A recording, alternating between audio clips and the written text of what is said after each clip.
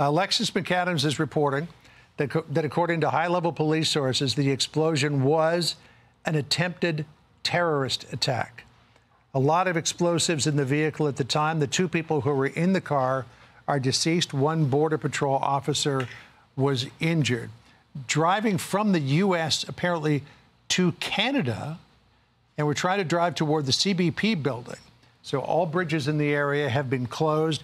All government buildings in the area have been evacuated.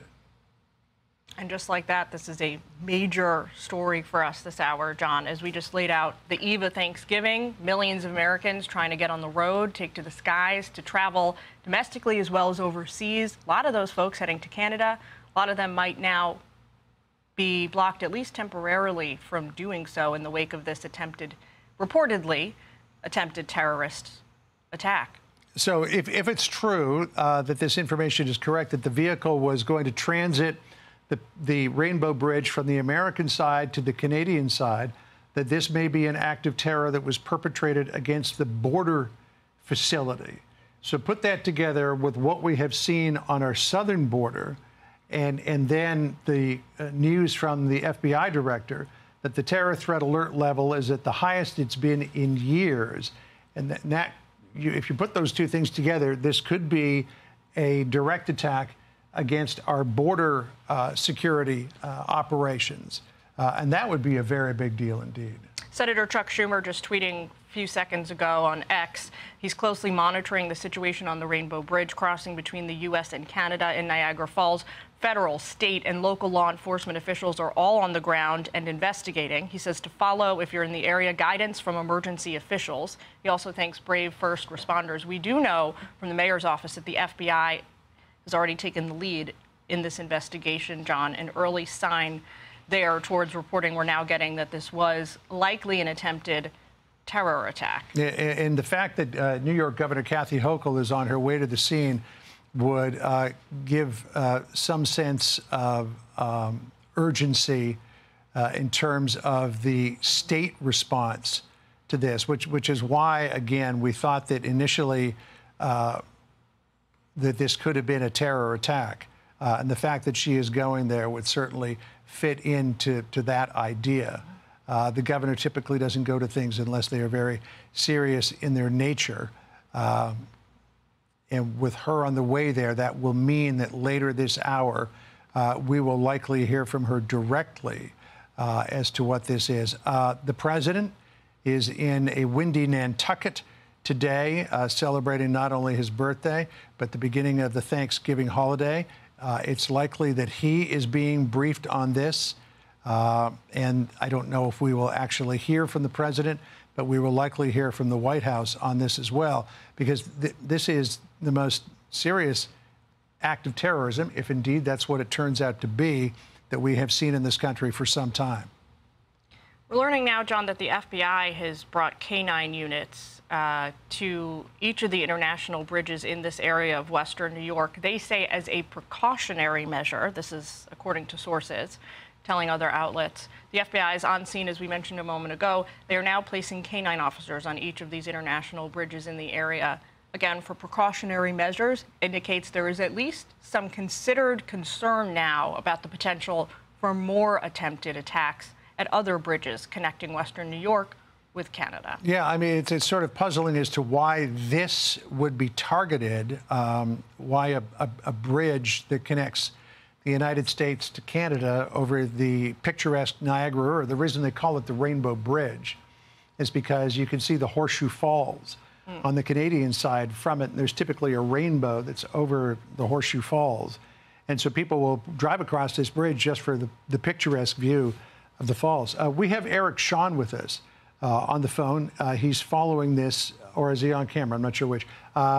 He's on camera, who's following this story. So, Eric, the fact that this is being looked at as an act of terrorism certainly would seem to bring a lot of credence to what the FBI director was saying in hearings on Capitol Hill recently. And very shocking development here as we see these this unrest in the Middle East that has spilled out past Israel to many other countries, knowing that there could be operatives in this country who are sympathetic to terrorists who want to send a message here in the United States. What are you reading? Yeah, John, that's exactly what FBI Director Christopher Wray testified before the House just last week, saying because of the unrest in the Middle East, that the FBI was monitoring a variety of possibilities that there could be a radical Islamic terrorist attack right here in the United States, including potentially covered by Hamas. Not saying that that is the case here, but we have a story up on FoxNews.com this morning in which that is exactly what is in the Hamas charter, seeking to go after the middle American targets and this sort of thing, and any type of American Western valued representative situation. According to Alexis McAdams, as we've been reporting, two men in that vehicle, according to high-level police sources, are dead. The car packed with explosives, we are told. That car tried to drive right into that Customs and Border Patrol building, the gate, which is the watch gate, where you stop when you present your passport to go through the border. The injured man is a 27-year-old, potentially. That is the Customs and Border Patrol officer. He's in good condition, we're told, at a local hospital. You know, when you're talking about radical Islamic terrorism and the attacks against the United States, this has happened before, John.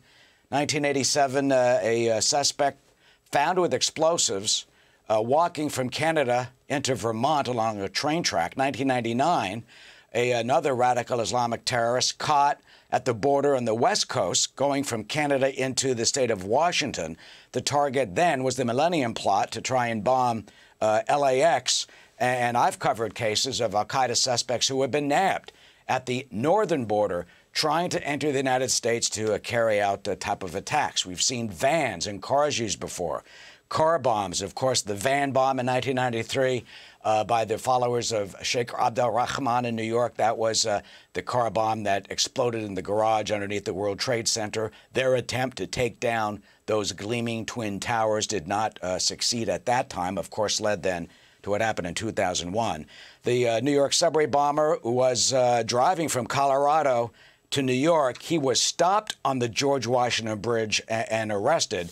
So this seems to fit the modus operandi of potential terrorists to either attack a known location, one that could be relatively soft, potentially, that is just driving right into the booth in which the Customs and Border Patrol officers, you know, check your papers and check your passports and this sort of thing, to try and send a message. Again, Fox News being told by high-level local police sources that two men are dead. We have no further confirmation about that. Those two men in the car, that car, we're told, full of explosives.